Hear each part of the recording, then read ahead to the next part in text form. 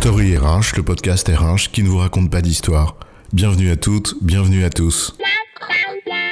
History is made of stories.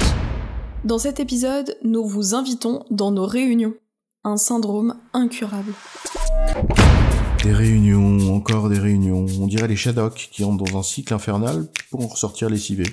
Des réunions de préparation pour accorder ses violons, avant les réunions de présentation, elles-mêmes immanquablement suivies de réunions de débriefing pour pouvoir organiser la prochaine réunion.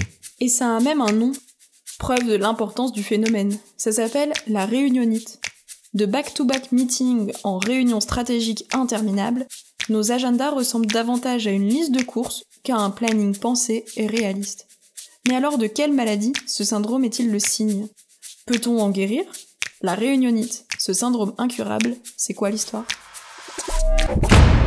Quand on commence à faire des réunions pour planifier les prochaines réunions, la sonnette d'alarme devrait retentir. Et pourtant, dans certaines organisations, la réunionnite est si profondément ancrée que le réflexe portera davantage vers la planification de réunions pour réfléchir à la question des réunions qu'à la réelle résolution du problème. S'il est aussi difficile de lutter contre cette réunionnite aiguë qui sclérose certaines organisations, c'est justement parce que la réunion dit quelque chose de nous dont on n'est pas prêt de se débarrasser. Un peu comme si enchaîner les réunions, de préférence tard, le soir, nous rendait plus important.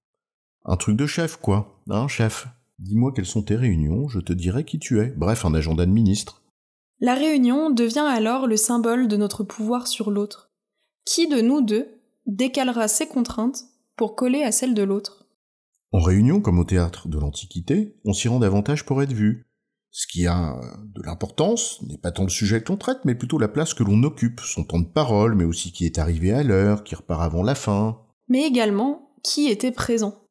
J'entends souvent « Je vous laisse, j'ai une réunion avec le chef, avec les décideurs bidules, avec le patron machin ». On ne te parle pas du tout de la raison de la réunion, seulement de qui y sera présent. La réunion devient alors un marqueur de ton statut social professionnel. J'ai du pouvoir et je suis important, parce que je suis en réunion. C'est drôle quand on y pense d'accepter de se faire chier à 100 sous de l'heure pour paraître important. Drôle, je sais pas. Mais ça donne à penser en tout cas. La réunion devient le symbole du pouvoir et de ta place dans l'échiquier, on l'a dit. Mais c'est aussi le symbole d'un système qui s'auto-justifie. C'est l'humoriste Fred Allen qui disait, je cite, « Un comité est une réunion de gens importants qui, pris séparément, ne peuvent rien faire, mais qui, ensemble, décident que rien ne peut être fait. » Et pour preuve, tout le monde comprend que tu ne sois pas disponible parce que t'es en réunion. Beaucoup ont plus de mal à comprendre que tu n'es pas disponible parce que tu travailles. La réunion devient finalement la seule justification de ce travail qu'on ne réalise plus, tant on s'englue de comité en comité à réfléchir sur ce qui pourrait être fait, plutôt qu'à le faire. Attention, il n'est pas question de dire qu'en réunion je ne travaille pas. Bien sûr que ça fait partie de mon temps de travail. Mais la réunion seule ne sert à rien. Ce n'est que parce qu'elle vient conclure ou relancer une série de travail personnel productif qu'elle est utile. Tu veux dire que coopérer, c'est pas toujours tout faire, tous ensemble, tout le temps ? C'est travailler chacun de son côté sur une partie du travail et prévoir des temps de remise en commun pour décider, trancher, orienter et acter. Tu as raison. Décider, trancher, orienter, acter devrait être l'objet de toute réunion. Sauf que c'est sans compter sur ce qu'on a dit précédemment, les jeux de pouvoir, le fait de se montrer, de révéler son importance, de discuter du problème, parce que précisément, on ne sait pas le résoudre. Supprimer les réunions ne suffit donc pas et c'est même pas souhaitable. Et donc il faut s'attaquer plus en profondeur au vrai sujet. À commencer par les sources de reconnaissance pour les personnes qui participent à ces réunions. Car si la réunion est un marqueur social, je tire donc une certaine fierté à en faire partie.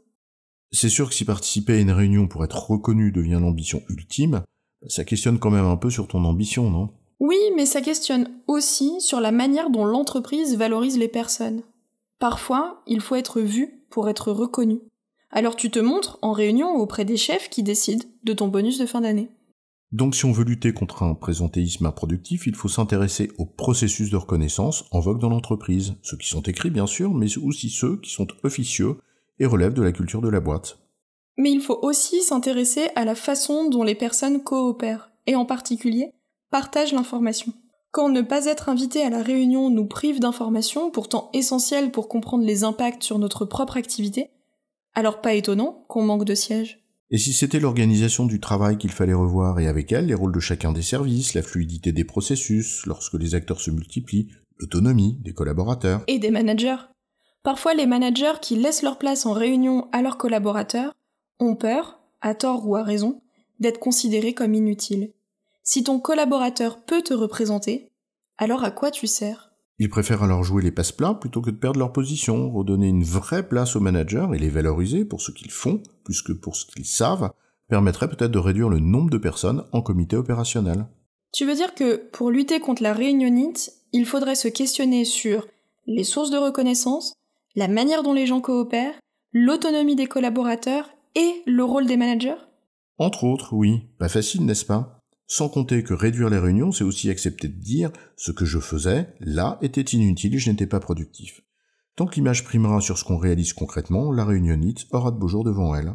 Sauf qu'en parlant d'image, les sièges ou ces fameux headquarters, qui se plaignent souvent d'être vus par les entités locales comme des mammouths improductifs, toujours flanqués en réunion, feraient bien de se poser cette question.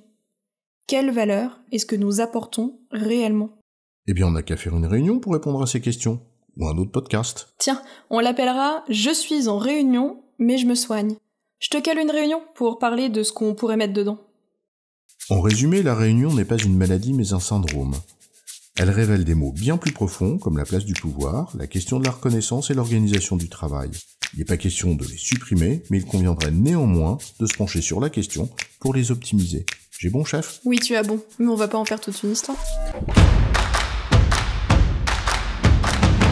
Story RH, le podcast RH qui ne vous raconte pas d'histoire. Retrouvez tous les épisodes sur storyrh.fr.